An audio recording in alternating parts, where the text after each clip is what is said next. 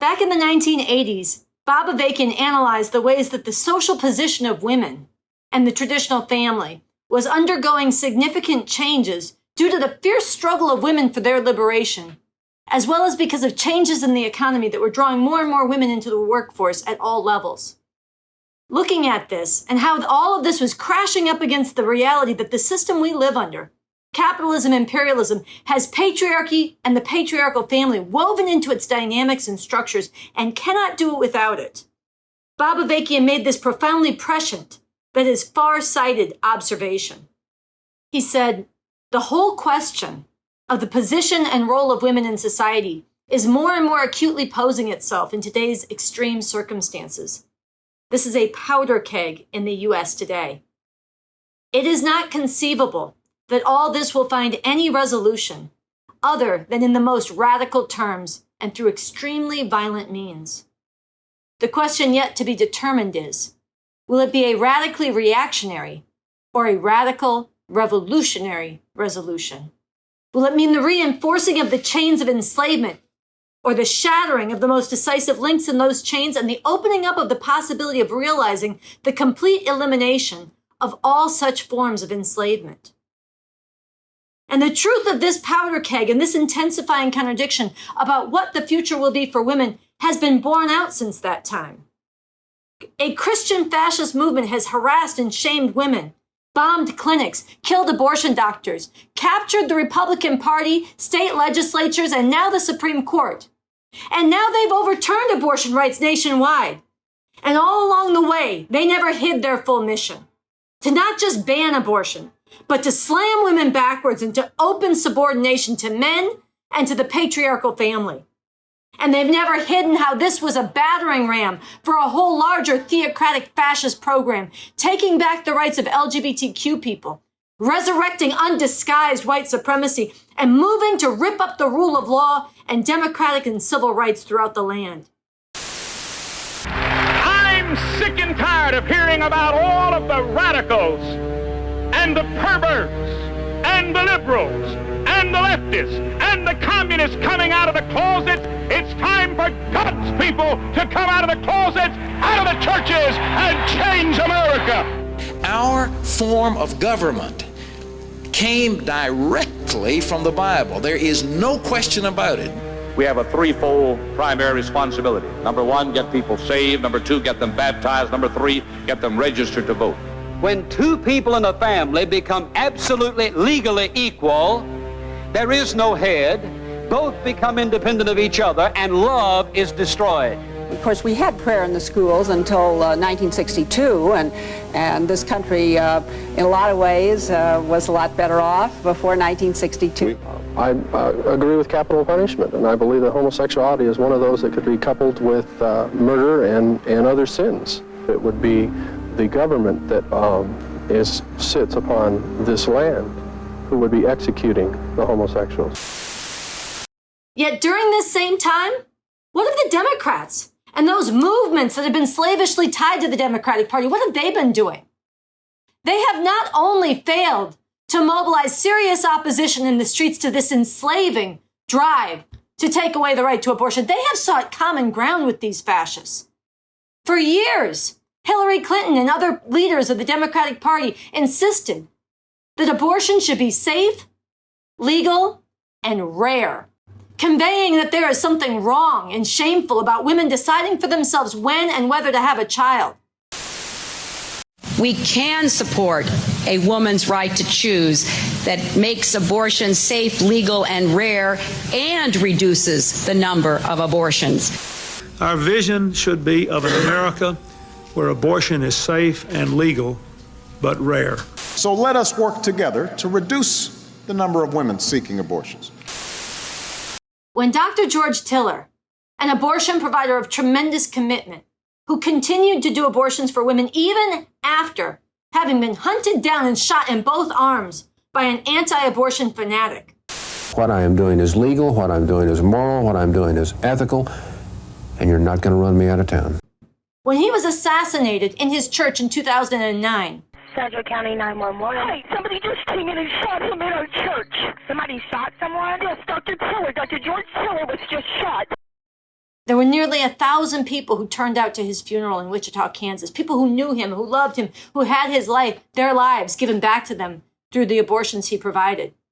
Let me tell you, not a single leader of the Democratic Party, or not a single leader of any of these national movements of the so-called women's movement, so-called pro-choice organizations, none of them even showed up. I know, because I was there. Sunsara Taylor, and I'm a supporter of the Revolutionary Communist Party. I came down to Wichita. It's 1 week since Dr. Taylor was assassinated. This was shameful. Instead, these Democrats have led people to just absorb each new attack and just work to defend what is left of abortion rights on constantly shrinking ground, again and again. Then, last December, when it became clear that the Supreme Court was on track to overturn abortion rights nationwide, this dynamic of accommodation turned to outright capitulation. That is, giving up without even waging a fight. You see, the Democratic Party was afraid to fight this attack.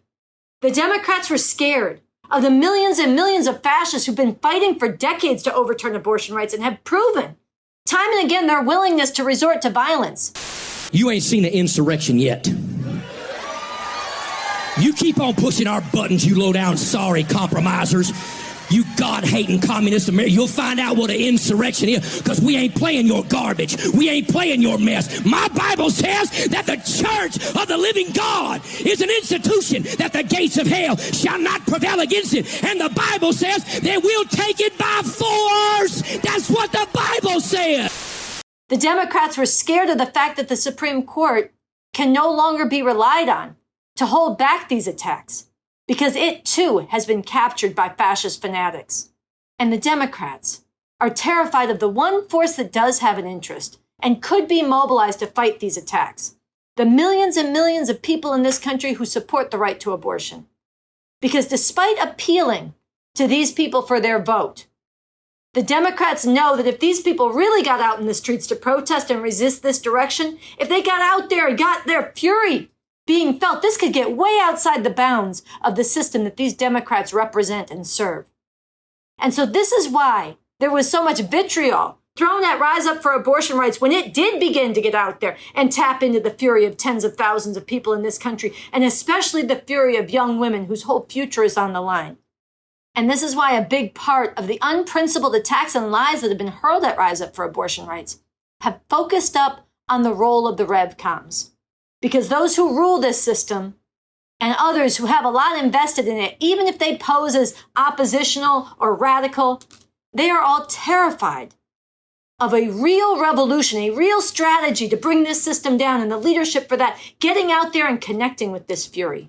And through it all, many of those who are now waging the most dishonest and unprincipled attacks have been busy trying to dress up their capitulation as defiance, trying to put perfume on shit. Some of them literally said, it doesn't matter if the Supreme Court overturns abortion rights. We'll have the abortion pill forever. Republicans might have the courts, but we're out here having abortions, right? They can't stop them. We'll just teach women how to induce their own abortions using the abortion pill that they can get through the mail.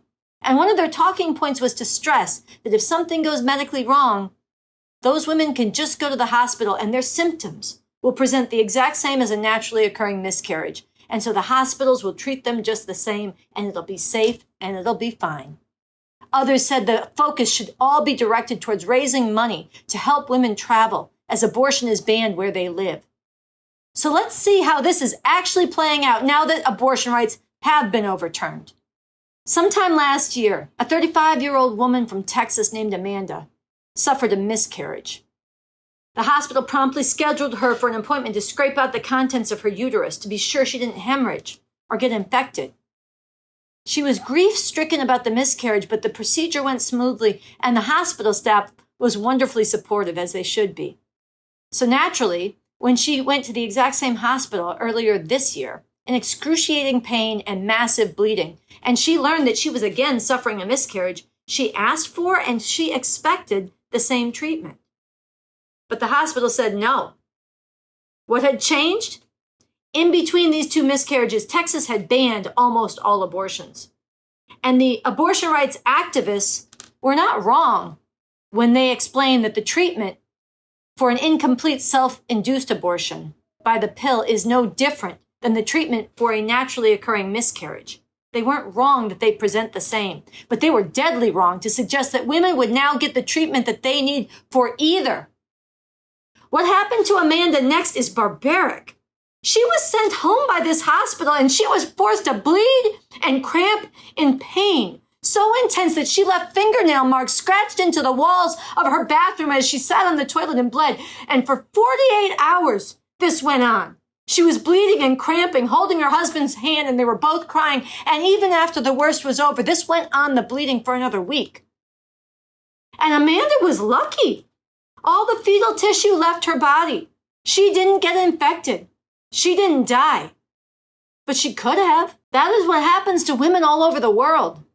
In 2012, 31-year-old Savita Halapanavar died after days of a worsening infection from a miscarriage, and she was in the hospital the entire time.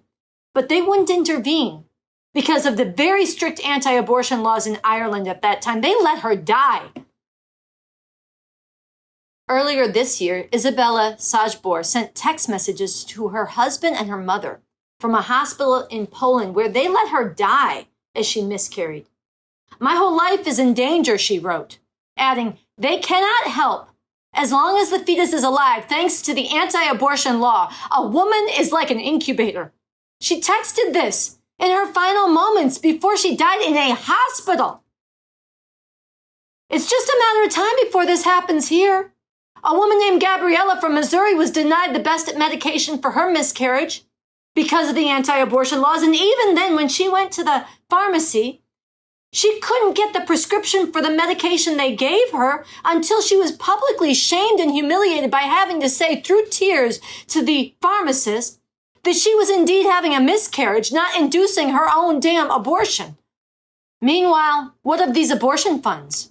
Well, predictably, they are totally outstripped by the millions and millions of women who've already lost access. But that's not even the worst of it. Continuing with the same capitulationist logic that led them to accept the fall of Roe without waging a fight, many of them are closing up shop, turning their backs on the very women they claim to serve without a fight because they don't want to get in legal trouble now that there's abortion bans. Just think about the social effect it would have if some of these people were to stand up and say, we're still going to serve women. This is their lives at stake. And risk the arrest and fought the arrest if it came. Imagine who could be mobilized to fight. You see, there is no progress without struggle and sacrifice. And that's what this pacified, domesticated, NGO-eyed movement is so terrified of. Capitulating yet again, shattering lives in the process. Meanwhile, the full horror of what the loss of abortion rights nationwide means is just beginning to be felt. The lives shattered by forced motherhood, the doctors in jeopardy, the women with cancer who are being denied life-saving treatment out of protection of the fetus, and so much worse to come. There's not going to be some muddling along in the middle. Things are going to extremes. So to repeat, from that prescient quote from Bob Avakian with which I began this segment, the question yet to be determined is, will it be a radical reactionary or a radical revolutionary resolution? Will it mean the reinforcing of the chains of enslavement, or the shattering of the most decisive links in those chains and the opening up of the possibility of realizing the complete elimination of all forms of such enslavement? So it is necessary that people from very diverse political perspectives have come together and rise up for abortion rights to tell the truth that forced motherhood is female enslavement and to fight for abortion on demand and without apology. At the same time, as we live through seismic shocks, not only for the future of women, but in almost every dimension of society, and the future itself is increasingly coming up for grabs, I want to put a serious challenge to you. Dig into, lift your sights to, and take up the roadmap for a real revolution that Bob Avakian has laid out. Make your fight against the enslaving oppression of women today be part of getting to a world where never again does a woman anywhere on this planet have to bitterly remark that she is being treated as an incubator as she lay dying from the barbaric practices of this system. Break the chains. Unleash the fury of women as a mighty force for this revolution.